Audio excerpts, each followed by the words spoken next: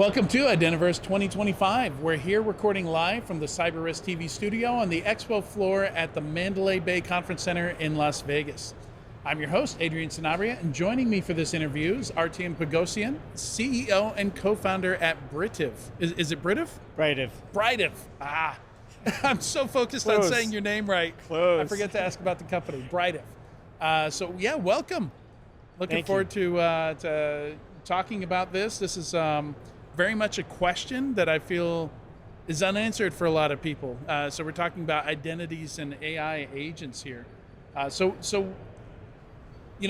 think it's clear to me, I've talked about it a lot, but for the audience and for the conversation, let's talk a little bit about the challenges of AI agents, because I feel like we still haven't decided yet whether agents are more like human identities or machine identities, how we're going to manage them.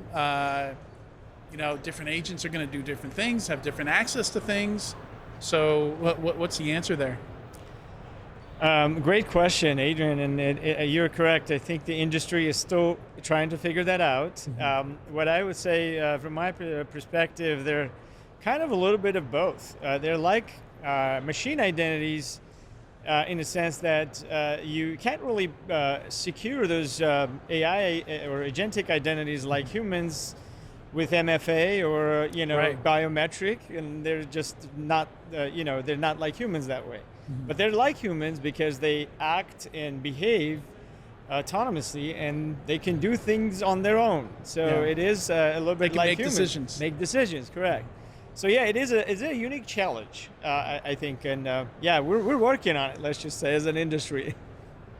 Yeah, and I guess getting into the more technical side of it, some of the challenges there, right? Because these agents are going to have to talk to a bunch of different things, which means authentication, which means access controls, right? Absolutely, yeah.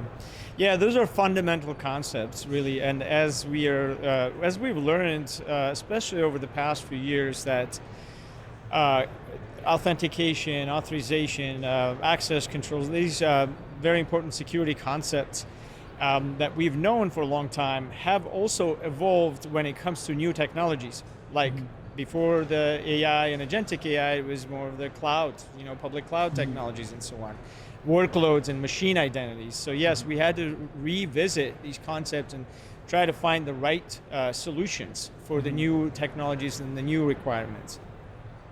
And I worry that a lot of the building we see around agent to agent, MCP, stuff like that, isn't really super focused on security right now, is it? And it's not different from other technologies or other innovation, right? And I think Let's get it working first, I think, is the mindset. Exactly. And then we'll worry about it. Exactly. But I think what's different about AI is I think there's definitely general consensus that security can't be an afterthought. Mm-hmm. So while we're figuring out the functionality and other important aspects of agents and agentic technologies, there are active efforts and discussions to how to figure out the security for those technologies. Yes. And it's again interesting to think about some of the use cases here. Like, companies want to have a super employee that knows everything that's ever happened, and can answer any question about the business or any of the data that the business has, which kind of goes against the whole idea of least privilege and zero trust and narrowing down access control. Like, the more you do that to an AI agent, the less useful it is, right? Yes. So how do we design for this and do we need to build new frameworks for this, or is this? I don't even know how to express it. Yeah. It's challenging. I mean, you're not alone. I think even from the traditional sort of practitioner standpoint, these are new challenges. We're evaluating. We're trying to understand what we knew how to do and what we knew how it worked before. Does it apply? Is it relevant? I think one thing that I can say from Britiv's standpoint, from the company that I've co-founded, we've been in the front lines of the innovation in the identity space, especially when it comes to modern approaches like ephemeral identities and ephemeral access and privileges for identities. And some of the concepts, some of the solutions that we were able to bring to market and have the customers adopt, especially enterprise organizations, with with these type of ephemeral identities that were introduced by workloads in the cloud, are very much applicable to AI and agentic AI. They behave kind of similarly. It's almost the AI and agentic AI is the next natural evolution of the machine identities that we saw, and they became so prevalent with the introduction of cloud infrastructure. So I think we have a good start here. It just is going to take more work for agentic identities. That's something ephemerality is something I hadn't even considered, but now that you say it, rather than have this this virtual agent that is built like an employee and has an account that sticks around forever, the idea of maybe a container that exists for as long as it takes to complete a task sounds like a much better way of doing it. Yeah, it has to mirror the behavior of the agent in the agentic AI, right? I think it's fundamental to the design of the new solution. It has to mirror the behavior, and ephemerality is one attribute of that. But so is the access model and the access to the resource, kind of that model that has to mirror that short-lived kind of nature of the identity. So what it means is, I think you mentioned briefly in your comment, the non-standing or zero standing access, which again, it mirrors the need of that identity. If it only exists for a couple of hours, what's the point of having that access there for 24/7 by 365, right? So those are the important considerations when designing the new solutions. Yeah. So building for this, like what are you having to build? What are you having to do in addition to like a traditional IAM model to accommodate these things? From more of a features perspective or a capabilities perspective from the product that you have, and maybe just talk a little bit more about what Britiv does and what your products do for context there. Sure, yeah. So Britiv. I said Britiv again. Britiv. Yeah, no worries. Britiv came to market about 6 years ago, and this was really the peak of the cloud adoption, cloud infrastructure and workloads, and we brought these concepts, new concepts for identity management and privilege management, like the ephemeral access and non-standing or zero-standing privilege model. To that stage of the market, and it has been adopted, and we have seen success across many enterprise and large organizations, as well as medium and small size organizations across different verticals like financial, fintech, biotech, retail, automotive, and so on. And this is a great sort of a platform that now has evolved and supported these organizations in their innovation and acceleration of their, adoption of new technologies. So today, when we look at the AI and agentic AI, what is missing and what is already here, I can sort of comment it from the standpoint of what's here from the legacy capability standpoint.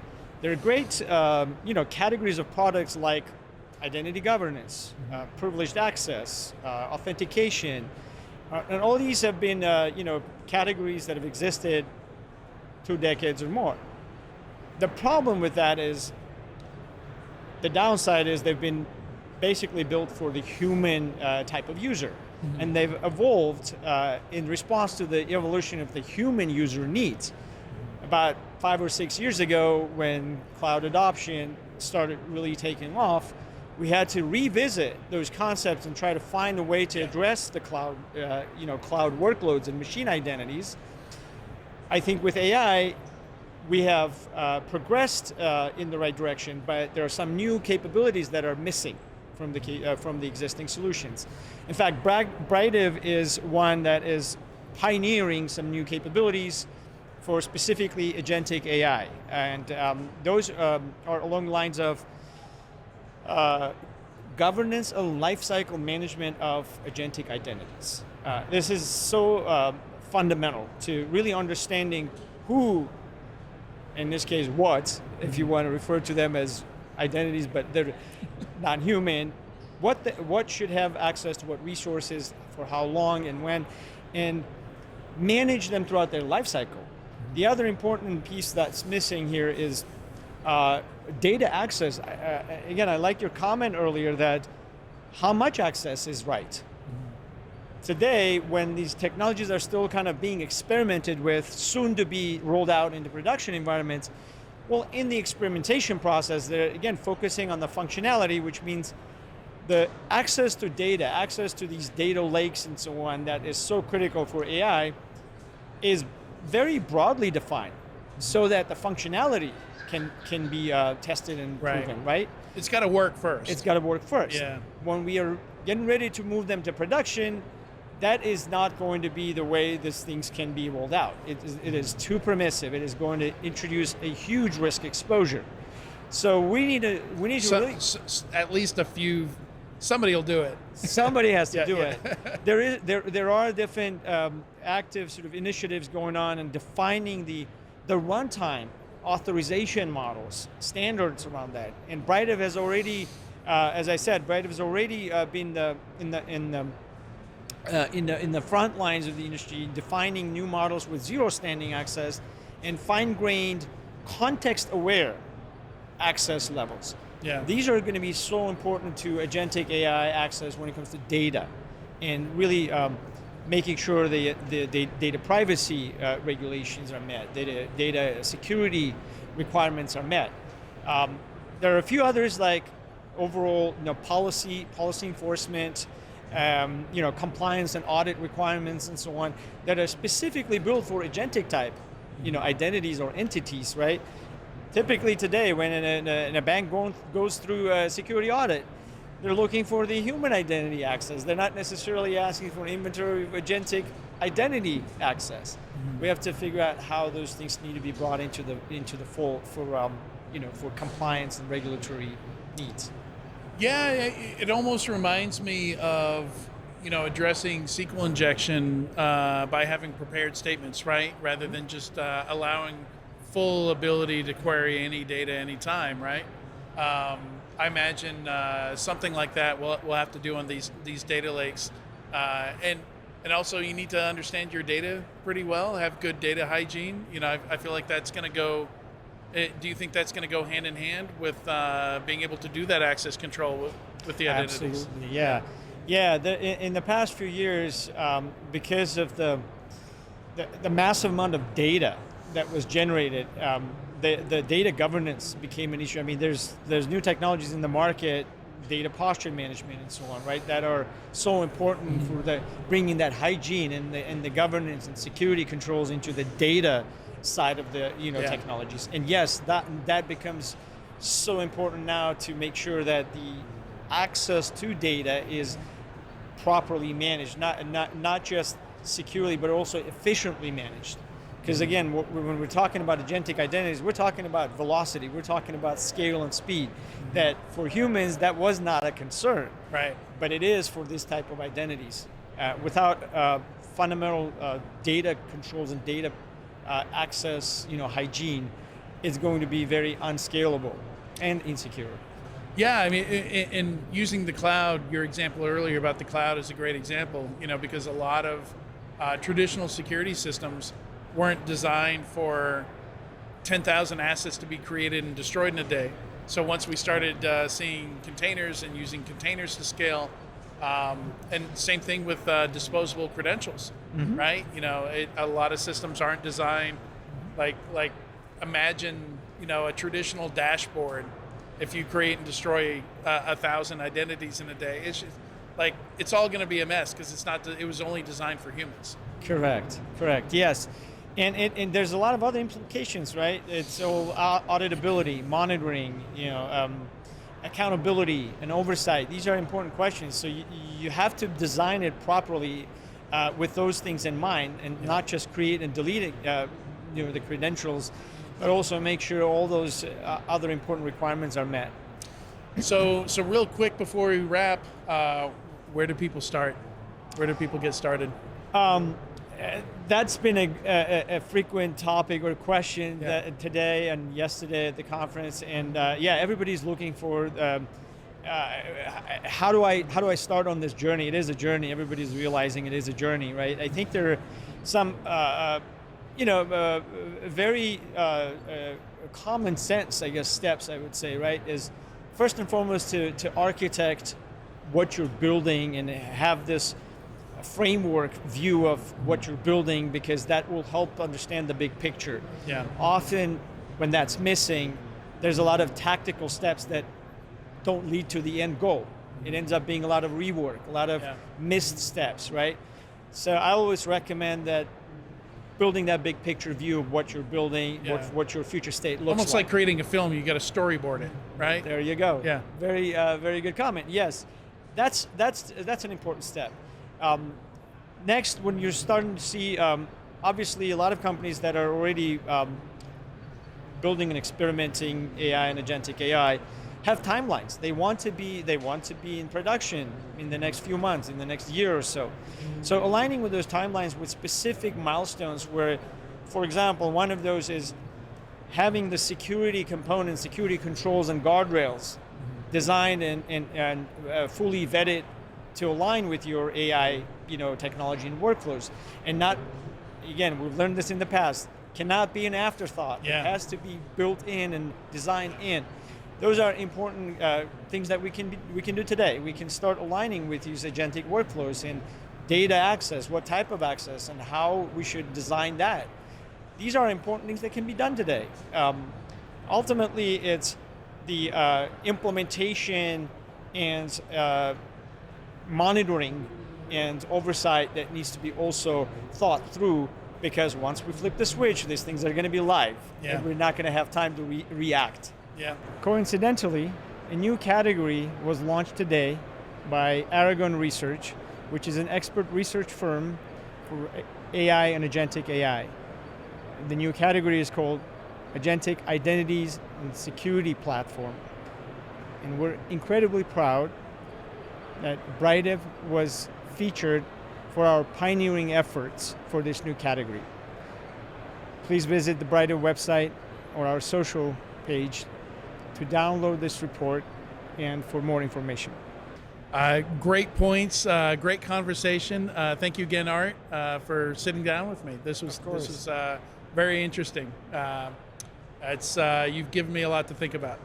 Absolutely, I enjoyed the conversation, Adrian. Thank you. All right, to find out more about Brightev, please visit securityweekly.com/Brightev-IDV. For all Identiverse 2025 coverage by CRA, you can visit securityweekly.com/IDV. Thanks again, Art. Of course. Thank you.